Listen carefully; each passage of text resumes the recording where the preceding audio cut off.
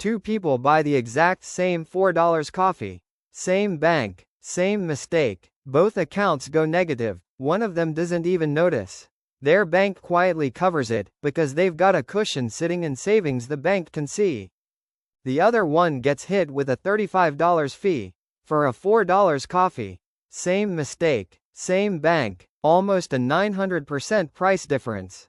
And that's not a glitch in the system. That's the system working exactly the way it was built to work. There's a hidden tax that can cost the average person over $2,000 a year. It's not on your paycheck. Nobody sends you a bill for it. Most people pay it their entire lives without ever realizing it has a name. By the end of this video, you're going to know exactly what that number is for you, and the ridiculously small fix that makes most of it disappear. Economists actually have a name for this. It's called the poverty tax. And I want to be clear, it's not a government tax. Nobody in Washington voted on this. It's a structural tax. It's the extra amount you pay for being financially fragile, baked directly into the price of everyday life. Here's the thing almost everyone gets wrong about being broke. Most people think it just means less. Less money, less stuff, smaller apartment, older car. That's the obvious part. What almost nobody talks about is that it also means worse prices.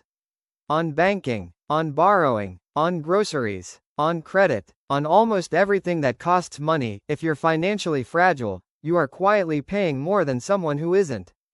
Same products, same services, worse price, every single time. So by the end of this video, you're going to know 3 things. What this tax actually costs the average person every year. Why it's not evenly distributed, it's concentrated on a specific group of people. And the exact dollar amount of buffer that breaks the entire cycle, plus where to actually put it. Let's start with the one almost everyone in this comment section has paid at some point. Overdraft fees are the easiest version of this to understand, because almost everyone's felt it. Here's what actually happens. Your account hits zero. A transaction comes through anyway. A coffee, a gas fill-up, a subscription you forgot about. The bank covers it for you. And in exchange for covering $4, they charge you somewhere around $30 to $35. Now here's the part that should annoy you. If you had $500 sitting in that account as a cushion, this fee would never trigger. You'd pay less. You'd pay nothing. Same coffee, same mistake, zero cost. So already, the fee isn't really a penalty for making a mistake. It's a penalty for not having a buffer. And there's a piece of recent history here that I think most people missed. Back in December 2024, regulators actually finalized a rule that would have capped these overdraft fees at $5 for the biggest banks in the country. $5 instead of $35. That rule never went into effect. Congress voted to repeal it in the spring of 2025, and it was signed into law that May. I'm not here to tell you who was right in that fight. The banking industry argued the cap would have pushed people toward worse options like payday lenders. Consumer advocates argued it would have saved households real money. You can form your own opinion on that.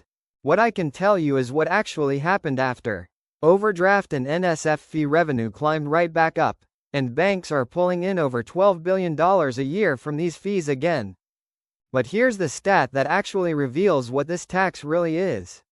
Most people assume these fees are spread out evenly. Everybody messes up sometimes, everybody pays a little. That's not what the data shows. Roughly 1 in 11 account holders account for the overwhelming majority of all overdraft fee revenue in this country. This isn't a tax on mistakes. It's a tax on not having a cushion. And it's landing on the same small group of people, over and over, every single month. That's overdraft fees. Annoying, but survivable. What happens when someone runs out of cushion completely is a lot worse. Picture this. Your car breaks down. You need it to get to work. The repair is $400. Payday is 4 days away. You don't have a savings buffer, your credit card is maxed, and the only place open at 7 p.m. that will hand you cash with no credit check is a payday loan storefront on the corner. So you take the loan. $400. 2-week term. Here's the math they don't exactly put in big letters on the sign. The standard fee is about $15 for every $100 you borrow. On $400, that's roughly $60 in fees. You owe $460 back in 14 days. $60 for 2 weeks doesn't sound insane on its own. So let's translate it into a number you actually understand. Annualized, that $60 fee works out to an APR of around 391%. Compare that to a credit card cash advance, which sits around 25% APR. The payday loan is somewhere between 15 and 20 times more expensive than the expensive option. And here's the part that should actually make you angry. The person taking that payday loan almost never has an alternative in that moment. It's not that they didn't know a credit card was cheaper. It's that they didn't have one, or it was already maxed, or their credit score locked them out of it. The loan isn't a bad choice. It's often the only choice on the table. That's the poverty tax in its purest form. The less financial cushion you have, the fewer options you have, and the fewer options you have, the more you pay for the one option that's left. And here's where it stops being just a banking problem and becomes a life problem. No car means you shop at the corner store 2 blocks away instead of the grocery store 15 minutes away, because you can't get there. The corner store marks up basic groceries because it can. You don't exactly have other options at 9 p.m. on a Tuesday. No credit card means you pay cash for everything, which feels responsible. But it also means you never build a credit history.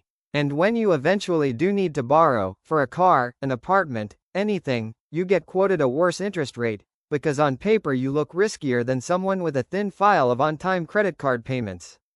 None of these are dumb decisions. That's the part that gets missed. Every single one of these choices is the rational choice given the options actually available. The tax isn't punishing bad decisions. It's punishing the absence of a buffer, over and over, in a dozen small ways that stack on top of each other until they add up to real money. So here's where I want to pause and push back on the story you're probably building in your head right now. It's easy to walk away from everything I just said thinking this is a story about bad decisions. Bad budgeting, bad choices. That's not what this is. This is a story about missing infrastructure. Every single example, the overdraft fee, the payday loan, the corner store markup, has the exact same root cause. Not a lack of discipline, a lack of buffer. And here's the part that actually surprised me when I looked into this. The fix isn't some massive financial overhaul. It's not, make 6 figures, or, never make a mistake again. It's one specific, surprisingly small number that, once you have it sitting in the right place, breaks almost this entire cycle at once. I'll give you that exact number in a second. But first, you need to know where to put it, because the number is useless in the wrong account. $500. That's the number. Here's why that specific figure, and not some bigger, more intimidating goal. Step 1. Why $500? Go back to everything we just covered. $500 sitting in your checking account eliminates the overdraft fee entirely. Remember, the fee only triggers because the balance goes negative, not because of the size of the mistake. And $500 covers the average payday loan amount outright, meaning the emergency that used to send someone to a 391% APR loan just gets paid for. In cash. No fee, no spiral, one number, 2 problems solved. Step 2. Where you actually put it. This part matters more than people think. If you put that $500 in the same bank that charges you overdraft fees, you're still exposed to a dozen other fees while you save up. So before you save a single dollar, check what your current bank charges you if your balance drops below zero. Because here's something a lot of people don't realize. There are real, mainstream banks and fintechs right now that charge $0 in overdraft fees. Not lower fees.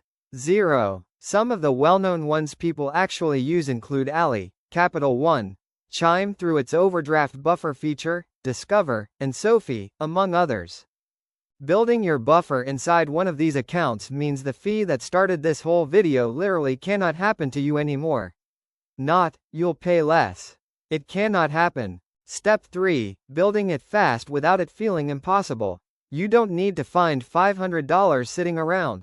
Set up one automatic transfer, even $25 a week, moving straight into that separate no-fee account before you ever see the money in your main checking account. $500 at $25 a week is 5 months. That's it. That's the entire project. And I want to leave you with a direct question, because I think most people watching this genuinely don't know the answer.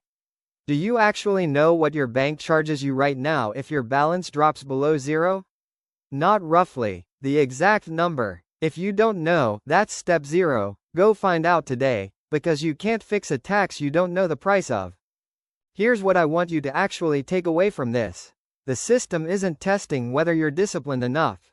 It's testing whether you have a cushion. And once you have one, even a small one, most of these fees simply stop applying to you. Not because you got smarter. Because you stopped being the target. My dad used to tell me that the first dollar you save isn't about the dollar. It's about what that dollar buys you access to. And after digging into all of this, I think that's the most accurate way to describe a savings buffer. It's not really about growing your money. It's about buying yourself out of a tax that's been quietly following poor and financially fragile people around their entire lives. Building wealth isn't just about earning more. Sometimes it's about being the person the system stops charging extra.